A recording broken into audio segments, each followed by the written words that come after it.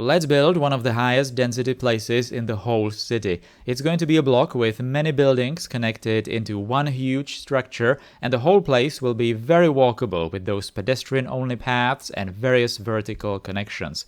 We will also return to the bright and colorful nightlight decorations. Hello and welcome everyone to this new Asturis episode. This project will take us back to the city core, exactly between the main circle square and the transportation hub. So the high density style is a must, as well as heavy pedestrian infrastructure, as that is done in those previous projects too. Let's go build it. Okay, so we are going to start by directly continuing this particular place, which was that episode 4, 5 or something like that, when we were doing, I believe, that continuation of those terminus platforms of the main transportation hub, together with all these green surfaces below it on the lower level and the tram track that is eventually leading towards that main circular square of the city, the highest density place of the city. So this tram track, so this is probably where I first got the idea that it might be a good idea to do some sort of pedestrian infrastructure that is going to be disconnected from the main roads and is just going to continue on its own to cut through the blocks, preferably together with the public transport, because, you know, that's just going to be like a one cut through the block for both the trams and the pedestrian infrastructure. So it might even look a bit better, and it's going to provide for some interesting detailing opportunities, I suppose. So that's exactly this place. I never really finished it. I just, moved on. But now we are back and we are going to finish it with style, because I suppose I got some more experience with building this particular style in Asturis. So we are going to do some more recent techniques, I guess, but at the same time continue the older styles for the lights, especially, and the high density. Alright, so the idea for this place was kind of simple. We have the tram tracks running through the middle. This block was not really defined with any kind of roads running into it, so it was a bit free and we could just define it how we wanted to. Obviously there is some kind of outline, but we can adjust it a little bit. So yes, we have the tram tracks. Now, we have tram stops here near the transportation hub and on the other side in that main circle. So we cannot do another stop in this particular place because they would be really, really too close. So this place is only going to have the tracks running through it, but that's actually going to be kind of fine. We are not going to do a tram stop. That's something slightly different because we are doing tram stops all the time. So these tram tracks are just going to be just running very fast through the place. And it's not really going to be that big of a deal for the service of the area because obviously, like I said, we have the tram stops nearby. Right, so now for the verticality of this area, or what was like the visual plan for this particular place. We have the tram tracks. Now, the tram tracks are going to be in the center of this like a urban valley, all right? And since they are already elevated, we are going to build this road surface below it, but that road surface is going to be completely covered with these green surfaces, because these green surfaces are, of course, cross-connecting the various parts of the city. They really need to be like this on this particular level. Now, these roads down below, they are going to be like functionally taking care of various buildings that we are placing over here, because I'm not actually using procedural objects that much for buildings over here. So lots of these buildings will require road connections, so that's exactly the roads down below. Now, since I really do want to have that vertical feel in this place, I really need to show that bottom level somehow. So I decided to do those like cutouts on the side of those tram tracks, because why not? And later this is going to serve very important purpose for the night lights, because I am going to put some different colors down below so that it's going to stand out a little bit. Now, since this place is going to be some sort of a valley, it needs to be not like completely closed off by some tall buildings around it. So what I'm trying to do here is create some kind of a V-shaped valley, so that the bottom is not going to have some kind of a steep wall right on the side, but it's just going to gradually increase the height as we are getting further away from the center of this valley. So that's why I'm also going to try to build some kind of shorter structures on the side of this pedestrian main part. And then we are going to increase the height and just close off the area like further away from it, so that it's kind of going to be a bit more open. Actually, it's going to be a bit more airy maybe, and it's going to allow us, of course, to have many more surfaces for some kind of decorations and different levels for pedestrians, as we will later connect everything together and people are going to be using those different levels. Also, what's very important for me, like visually in this area, to not follow any particular style of buildings. I really would like to have this place very messy. So it's going to be like a just chaotic street. Let's call it this a street because, technically I suppose it is. And there's just going to be various kinds of buildings all around it. So shops, offices, residential buildings. This particular thing that I'm building here, I was doing this on the live stream and someone suggested that it's going to be a library because maybe it's because it looks like books in a bookshelf, kind of, not put in like all the way into the bookshelf, just kind of overhanging a little bit, different books, different sizes. So maybe that could be that. And, various kinds of restaurants, maybe just, busy, high density downtown street with all kinds of building types, really. And this particular building on the side is just going to be some kind of a sculpture to just decorate it a little. So it's just going to be a little bit closed off. Now, this particular building I chose, I'm going to show like a low angle shot actually, once I'm done doing it, I believe, because it has this like a cutout towards the bottom, as you can see, so that when you are looking from the place, yeah, exactly like that, from this first person view, you are actually going to see through that cutout that kind of like a V shape of the valley, right? So even though it's like a very tall structure right next to that pedestrian level, it's actually fine. It's just working, and it's not particularly big anyway, so it's just fine. And this is something that I really enjoy doing, even though it's a bit complicated because you need to really change, or you need to just try various buildings, and it might be a bit time consuming. But once you find the buildings that really do fit these kinds of places, then it's kind of satisfying, not gonna lie. So for example, this beam building is going to have that like a recessed first floor, which is again going to open up some of those viewing angles a little bit. And then we are just closing it off with this very nicely colored, like an office building that's just going to complement the area really, really well. On the other side of this block, on the other side of the valley in general, I'm just going to fill these blocks with something, well, not really random, but it's going to be more like a filler places because we really need that quantity for that high density feel, and those are just some random buildings. I'm kind of trying to pay attention to the demand bar of the game and do mostly residential as well as commercial buildings, as you can see. Also because I did revisit, I'm not really sure if I mentioned it before, but I did revisit the space elevator and I put some more industrial buildings in the space elevator so that it is going to finally receive some beefy traffic for the barges on the rivers and more people going into the space elevator. So I really need to pay attention to not overdo it with jobs in the city because that's what the space elevator is for. So I guess that we are now at the stage where I really need to increase the population of the city, and at some point in the future we are going to again go back to the space elevator and just put more jobs there. Right, so this green surface is now mostly done, so we are starting to do some more final details with these particular places. So for example, with that sculpture, I created some sort of an entrance on the bottom of it. I'm not really sure what this building is originally before you convert it into procedural objects, like a unique building, or maybe it's an office or something, but it doesn't really have like a visible entrance, I guess. So that's what I tried doing over here. Eventually the building kind of fits even this particular surface. It fits the bottom, it fits this upper surface, and if I'm just going to provide some sort of a flat wall in this direction, then I can just slap like a procedural object, like a door over there, and it's going to be perfectly fine. Now, on this side, on the other side of the valley, I placed that cinema building, and it's not exactly fitting, like, visually. Well, actually, visually, it's perfect, but this particular cinema building, I believe, is from Germany, from like 1970s, 60s or something. But visually, it really does fit this particular place because it's kind of similar style to that building below it.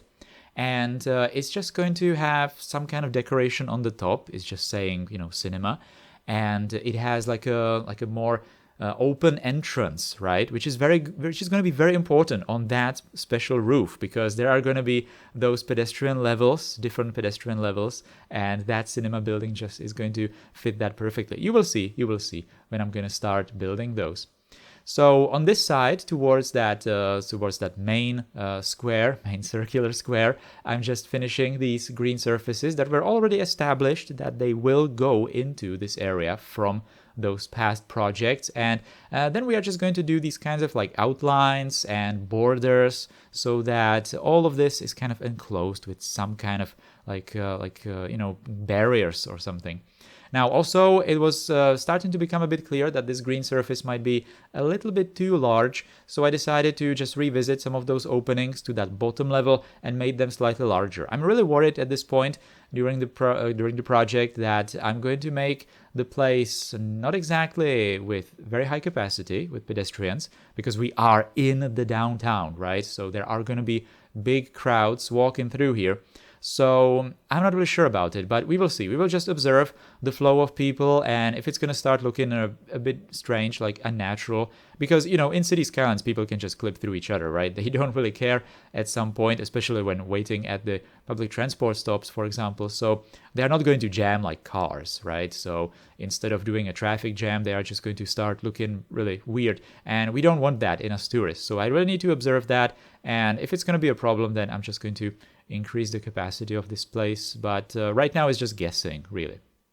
Now, this is really satisfying because this building, that very, very, very tall building, this green, like a balcony building, I believe it's made by Quad. And I downloaded that a long time ago, years ago. I wanted to build it in Aurelia, right? And I wanted to use it for that crater project long time ago because I wanted to use that building on some sort of a side of maybe a valley or crater that place was eventually called, but it just proved to be too large, too tall. So I was not exactly sure where to place it. I was always trying to place it somewhere in Aurelia. And finally, we are going to place it in Asturis. I was thinking we are going to place it somewhere in the suburbs, to some kind of a face of a hill or like a mountainside or something. But eventually, it found its place in the downtown. I'm quite surprised because I was really thinking that this building is way too large for any kind of downtown area. But it's not. It's actually going to complement this side of this very high density valley really, really well.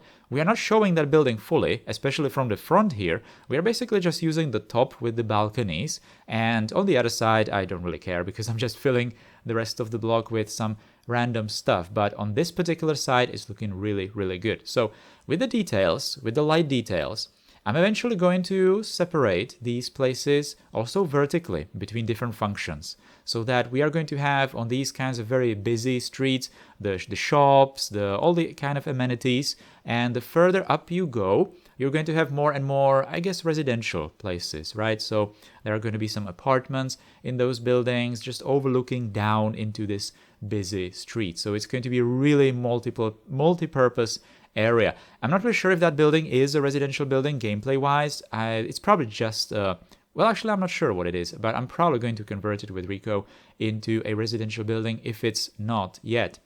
Now, this is super important. Those are the surfaces on the upper levels that I was talking about. So you could have seen me build them in front of that cinema building, and they're actually quite big surfaces for these. It makes sense. There's probably going to be some people, gathering there before the shows or something like that, I'm imagining. And I also did something that was very important visually to just break this green surface, and that was creating the connections, the vertical connections over the tram tracks. So Right now, I just did it with black asphalt because I did not want to have it with that green color. I'm going to do it with different colors.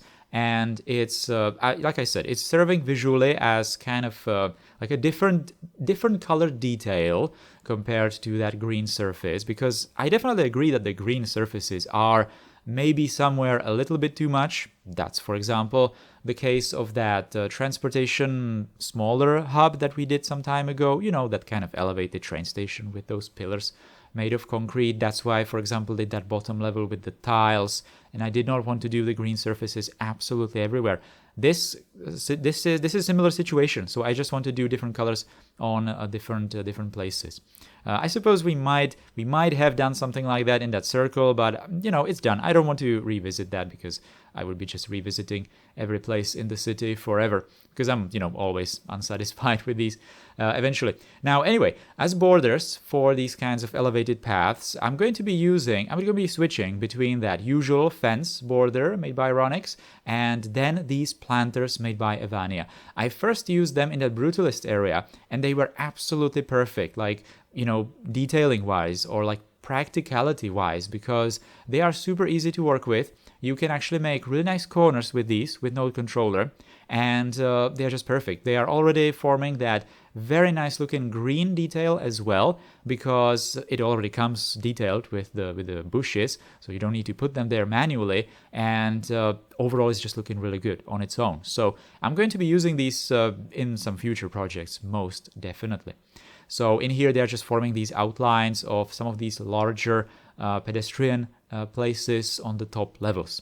Now, all of these top levels need to be accessible. So I am building these kinds of doors. They're obviously just decorations, but this is the indication of where I'm eventually going to put the pedestrian paths. So I'm really trying to just figure out where the paths could lead. So on all of these upper surfaces and even some of the bottom surfaces. Now, this is also super important. I want to make this place green. Not only is it just going to be, nice, because green is nice, but it's going to be like visually different. Again, I said, I think in the previous episode, that I would really like to not have Asturis as bright, building-wise, because it's just not exactly all that interesting. So all these kinds of bright roofs or just flat colored roofs or something, around this place, I'm going to cover them with grass. It's just going to be a different color. It's going to be something interesting. It's going to be like a nice base for some more details. Flowers, bushes, or something like that, of course. That's the most important thing. And it's also continuing some of the already established details, because, for example, that huge residential building, it has like grassy or at least somewhat green balconies. So continuing that in front of the building on different roofs is going to make a lot of sense. But I'm mostly doing it because of the colors. Speaking of colors, this is finally that. I'm going to recolor all these asphalt upper surfaces. And the idea behind this is, I was thinking that I'm actually going to do this into some kind of like a colored height map, so that on the bottom we're going to have the green, and the upper surfaces are going to just gradually increase the color on that, like a color slider, right? So the bottom is green, then the upper level above that green is going to be this like a green blue, then full blue, then some kind of orange, and then complete red, right? As if you were looking at some kind of like a temperature map or something like that. Eventually, it doesn't really matter if I completely switch those colors around. It would be still colorful, but at least there's some sort of a purpose. Now, on that bottommost level, I decided to place those cyberpunk shop windows. They are not exactly going to fit in different parts of the city, because I don't consider Asturis to be exactly like following that particular style. But with these openings, with these kinds of openings down into the bottom level, they are perfect. They are absolutely perfect, because they are going to fill those empty walls on these buildings on the top, and they're just going to make it seem like there's something going on down below. It's not just like a maintenance street for resupply vehicles or something, but it actually does have more shops, more, clubs or something like that, right? So this is going to be a really, really busy street. And actually, in that one of those openings in front of that large building with the courtyard. Yeah, there on the right. Well, you cannot really see it, but you will see it in the cinematics. There's actually like a hang around marker.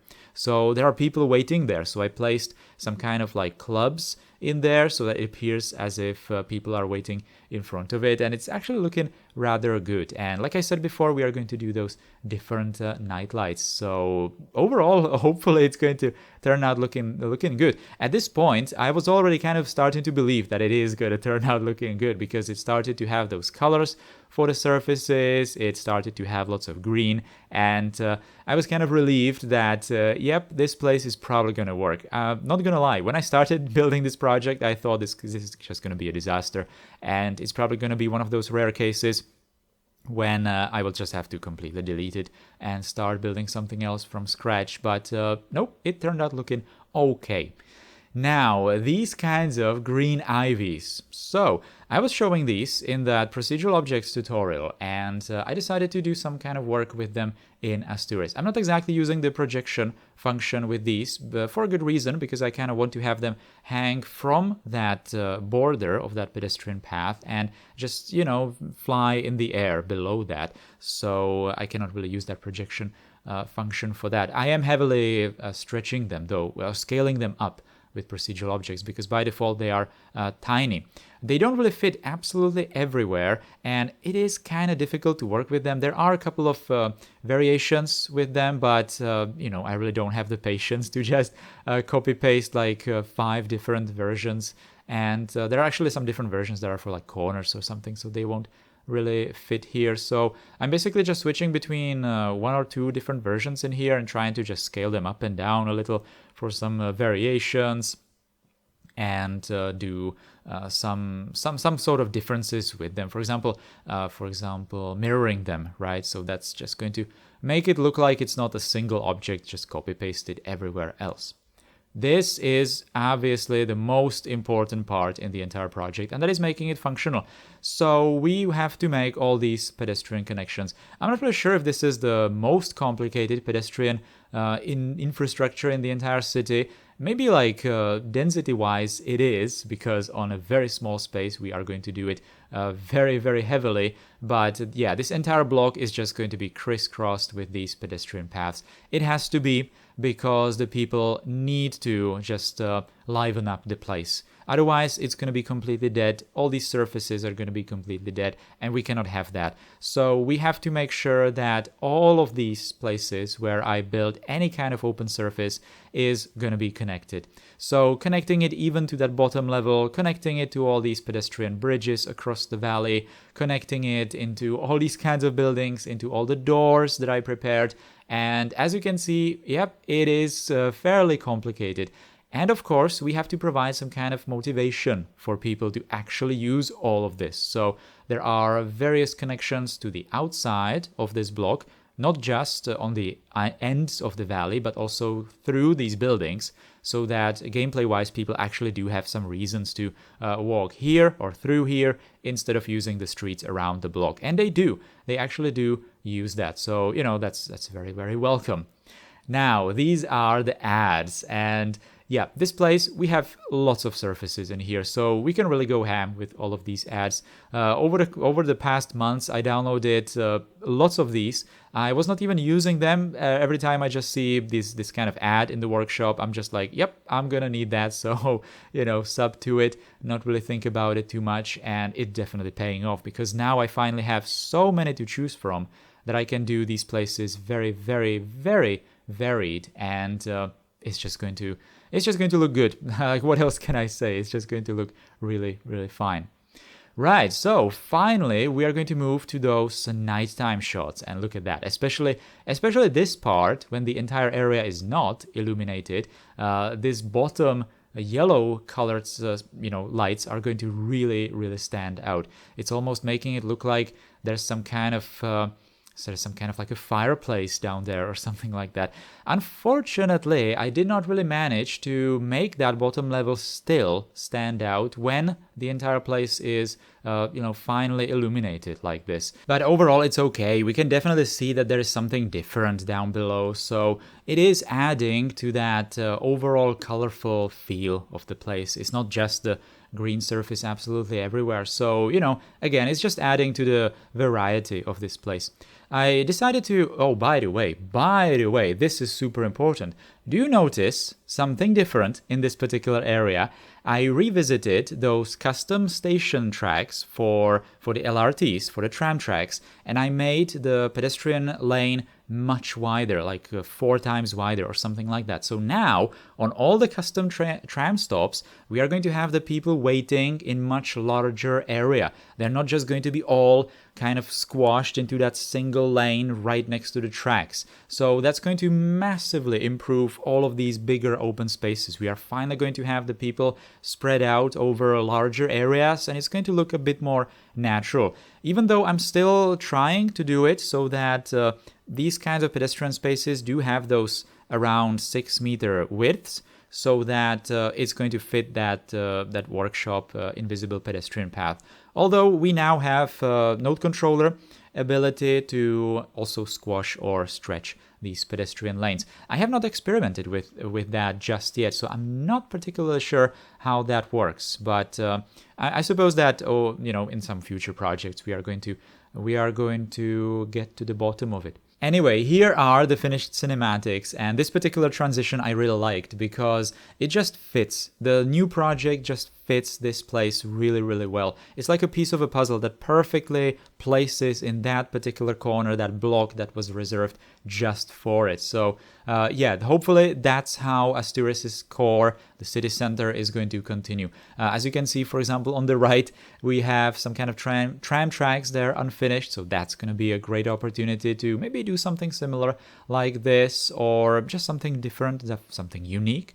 And we have just many more opportunities around the city center to come up with something completely different. So that's great, Looking forward to it on one hand, but on the other hand, I really need to make sure that I do get some great ideas for them. So in the next episode, I'm actually going to go away from the downtown and I'm going to start building some kind of infrastructure related project, something I've been waiting for a very long time. But anyway, I digress. First, let's talk about this particular place. Look at all the people. Look at all the people and look at where they are going. They're going everywhere. That's the point, right? They are using this orange surface, for example. They were using that blue bridge, the red surface in the center, in that cinema plaza, open space in front of that cinema. And they're just everywhere. That's great. Imagine this place without the people. It would be just terrible, right?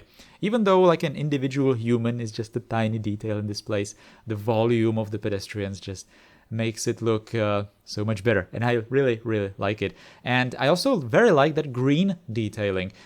Sure, it's something that I didn't really do in different parts of the city, except for maybe just, covering an occasional roof here and there, but using those, for example, planters in the open surfaces with some kind of like palm trees, short palm trees, or those, I'm not really sure what those other palm trees are called. Yeah, they are palms as well, but something different. Those very thin ones with the red tops. I really like using them in these past couple of projects.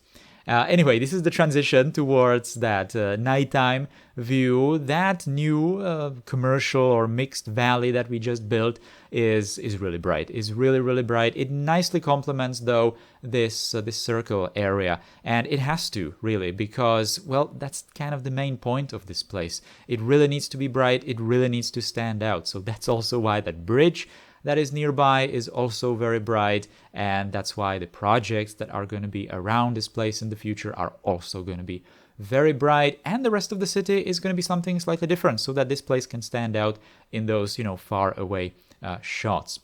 So a couple more of these nighttime shots. By the way, in this particular episode, I also started playing with positioning the lights so that they are going to kind of simulate certain reflections as well. Well, not really reflections. I'm not really sure how to call it. But for example, on that shark fin building, I think it's called. I'm not really sure. That office building that is distorted with procedural object there on the left, I used those yellow lights on the different tiers of the roof so that it's going to look like the lights from the building are illuminating the terrace, the green terrace. The cinematics are almost at the end, so I have to say my goodbyes. Thank you everyone for watching this Asturis episode. If you liked it, then please do all the algorithm things below the video, all the clicking, all the writing. It really does help it. It helps the entire channel, which is, you know, nice. And as always, big thanks to all the channel supporters, all the channel members who decided to directly support what I do here.